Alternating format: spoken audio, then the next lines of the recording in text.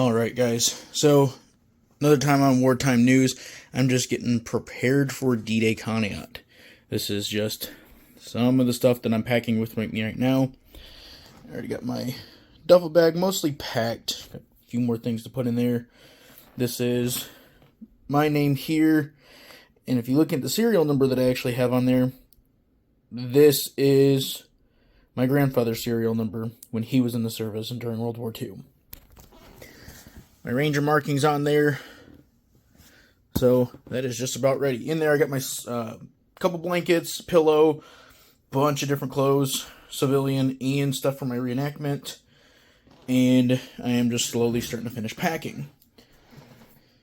So this is just majority of my gear that I'm taking. I still have a bunch of stuff in the garage that I am taking with me as well. But I started seeing more and more people post YouTube videos of getting prepared for D-Day Conneaut, so I said, what the heck, I'll start with mine. So I got my Ranger uniform.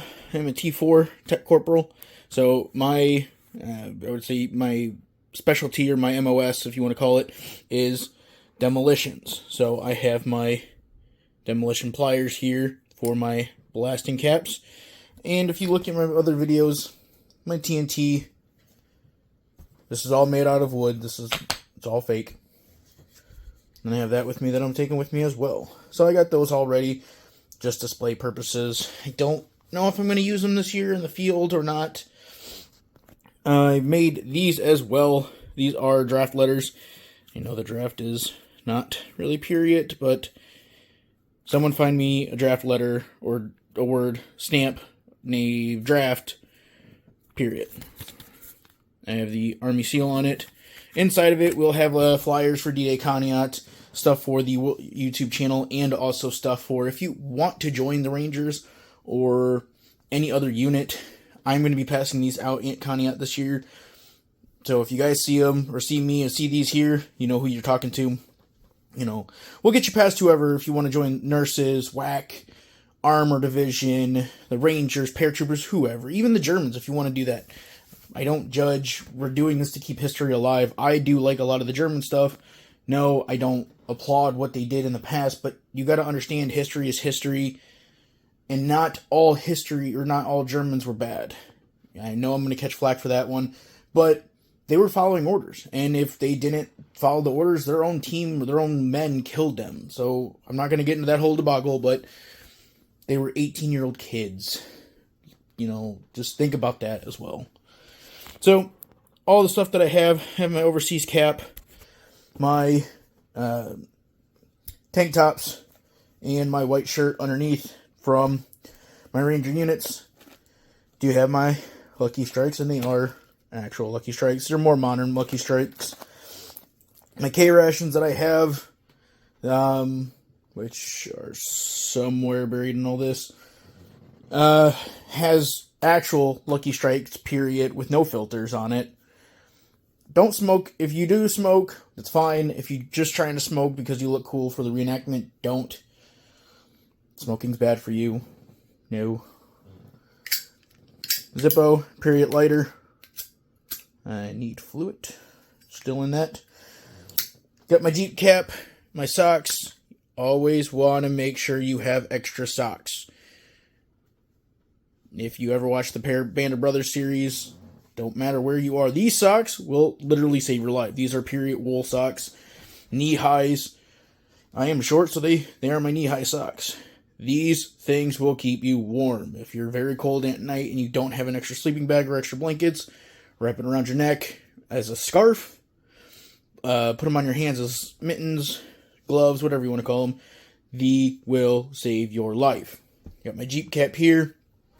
Oh. I also am bringing my VAT 69. Finest scotch. So, this is something also that I've made over the years. This is actually filled with VAT 69. It's a modern VAT 69 that I bought many, many, many years ago, but this is actually a Jamerson bottle. The label is period, and it's pretty much I've had made into a giant sticker. And it's just stuck on that box, or on the bottle. But it's actually VAT 69, so it's a bit of 1940s with a bit of modern. So I'm bringing that. I will be making a video with the paratroopers. The 101st is another unit that I'm doing. This year I am doing just strictly Rangers again, but we are going to be doing a toast for a few individuals that have passed. Recently, we have lost it. Vince Speranza, very good friend. Love hearing his stories. A couple years ago, we lost Pee Wee Martin, Dan McBride. So we're going to be doing a big toast when we get all the paratroopers together. I got my bag here with all loaded with blank ammunition. Each one of these pouches hold one M-block clip. I am using my hotter, spicier rounds this year. They're a lot louder and make the gun function a little bit better. But I want to burn these up a little bit because there's another brand that I like a lot better. And I get all my blanks from Atlantic Wall or Swanson's. Not sponsored by them, but something that I like to use. I just have a blanket packed in here just to keep the size. My 16-inch bayonet just to keep the size of that as well. Got my gaiters. They look fun. They are a pain in the butt to put on. If you ever wear gaiters in any reenactment, you will understand it's a love-hate relationship with them. My first aid kit and my canteen, which I still have to get that filled. Ranger helmet and you can see how I was talking about once before, the camera that I've actually had another reenactor show me about, and I will try to link his video in the description. It's, yet again, love-hate relationship with this because it digs right into my ear, but if I have it positioned just right, it's fine. Going to work on something for next year, but it's a love-hate relationship. I took my whole GoPro setup off. Got my 5th Rangers on there in the back. So, just getting more and more stuff ready. Got my Jeep cap, both my Jeep caps, ready as well. Now, both these bags here are my pretty much everything bag. I can actually put extra materials in here, which will hold my extra grenades, explosive demolitions, and things in that nature. The other one, you can definitely tell, 2 different manufacturers. And the front version, what price Glory, I think I got that one from. This is filled to the brim with, well, not anymore. It's pretty filled with Army guys, and I am taking these to pass out as well. I know being a kid growing up, running out in the field, I really want to get a shell in seeing the battle events and stuff like that. So, I bought some Army guys and taped or rubber band a bunch of shells from over different periods of different stuff that I've done. So this was a 308 from an MG34 from another event, and some of the ones from my M1 Garand, and there's a bunch of other ones rubber band, and some of them just don't have anything, or if they broke, they're in the bag somewhere. So I'm bringing up all that stuff as well. My tie, I still have to put on my Class A uniform, and I got my rifle sitting in the back. Cleaned, ready to go, and for my birthday, actually, I ended up getting this rifle case and a bunch of pegs for my half shelter, which I'm not bringing that. But I will be bringing my cot, sleeping bag, and my Marmite can that I showed you in previous videos as well. Excuse me. So that's coming with me. That's all cleaned up, ready to go, and it's been sitting in the corner like it's in timeout. My dog tag's hanging up. I really gotta fix that. Dog tags are hanging up, and if you can kind of see, I do love me some history. And if that doesn't show you anything, I am currently in the middle of watching Band of Brothers. Well, it went away. I got Band of Brothers pulled up. My Saving Private Ryan DVD is not wanting to work, and for some reason I can't pull it up on Netflix, because boo to you, Netflix. Now, you can kind of see some of the stuff that I've collected over the years. I have a bunch of signatures. There's Vince Speranza. I know I'm slaughtering his last name. I believe I got Pee Wee Martin up there. Yeah, right there. Now, this piece right here is actually from Camp Toccoa, where the men from Easy Company, part of their barracks. That is an original piece. I actually got that while we stayed down in Camp Toccoa, Georgia, on base. They put little coins in there for the paratroopers, and that's a piece of the walls that they had there. These are diamond pictures that I've had made, and I have on there friends and veterans that have passed away. Got my Screaming Eagles MP.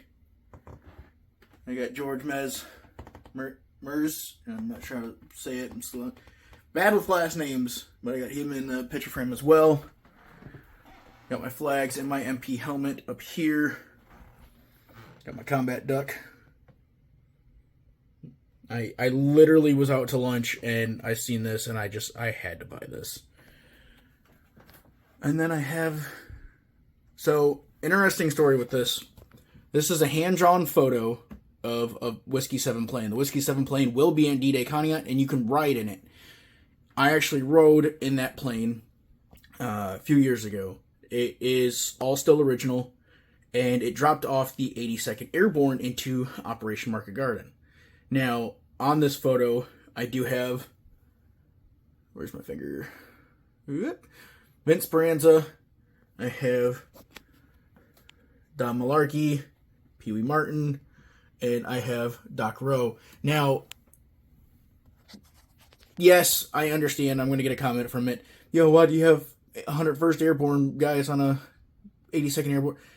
I don't have many photos of a Whiskey 7 plane or a Skybus. I wanted to still honor them my way, so boo on you. And then in the corner, I have my Screaming Eagle Airborne flag and my Class A helmet, or Class A hats. This is my room. Yes, I have a flower picture still hung up. I'm in a love-hate relationship for other reasons with this, but I keep it up right now. To me, personally, kind of looks like Edelweiss, which is a German flower that grows high in the Alps. I take it down, and if I can find a Ranger flag, I'm going to put a Ranger flag up here. I got my Achtung Minen, which is German for attention mines. So, just odds and stuff. But I love history, so I'm watching World War II movies and packing my gear. So this is just, like I said, a little video, and I'll cut a little bit once I start. I gotta go outside here and pull out the other stuff and show you the little things out in the garage that I plan on bringing as well. So, show you that here very soon. Alright, so after digging the stuff out of the garage, I got my 5th Ranger Company sign ready to go. My Army cot and my Marmite can ready. I'm going to fill that with ice and use it. And like I said, yes, it's more 1950s, 1960s in that area. Still says U.S. Army on it. It's Army green, and I want to stay cool and hydrated, so I use it as a cooler. My mummy bag, U.S. Army still. Kind of faint, but it's there. Extreme cold weather. The weather's supposed to be nice to us this year. Hopefully. So, still bringing that because at night it still gets really, really cold. And like I said, my cot's down there. You may be wondering why it's white and not green like a lot of other stuff are. Or like a lot of other stuff is. White ones were a lot earlier in the Army. They used whatever material color that they could at the time. Once this starts to rip, I have materials to change this out to green. But I want to keep it as original as I can.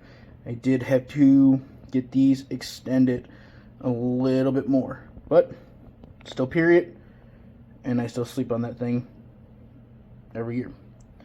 So this is everything I'm bringing with me so far. There's some other little things that I'm going to go to the grocery store to get. Some little Gatorades for the cooler and a few other things. So, this is probably going to be my last video that I upload because we leave here in the next day, 2 days. So, when I post this, so I will see you guys at D-Day Conneaut.